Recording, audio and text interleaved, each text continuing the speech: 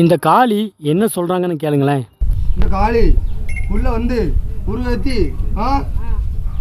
மனங்குளிர உச்சி குளிர உன் வீட்டுக்குள்ள இருந்து இறங்கி வெளியே வந்திருக்கான்.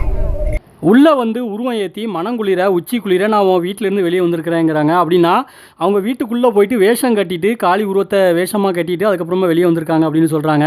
இதே மாதிரி வருஷம் வருஷம் ஏன் மனங்குளிர வச்சனா ஒன்று ஒரு படி மேலே வச்சு கண்ணுக்குள்ள வச்சு பார்த்து வேணா உன் பின்காலா ஏன் காவக்காரனும் காளியும் கூட நிற்பானா.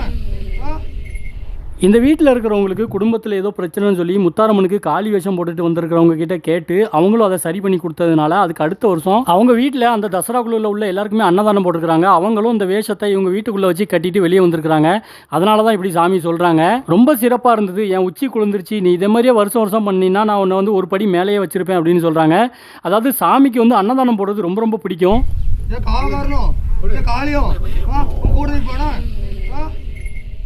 என் காவக்காரனும் இந்த காளியும் உனக்கு கூட எப்போவுமே நிற்பேன்னு சொல்லிட்டு அவங்களுக்கு திருநீரை போட்டு விடுறாங்க. காவக்காரன்னா யாருன்னா நம்ம ஐயா தான்.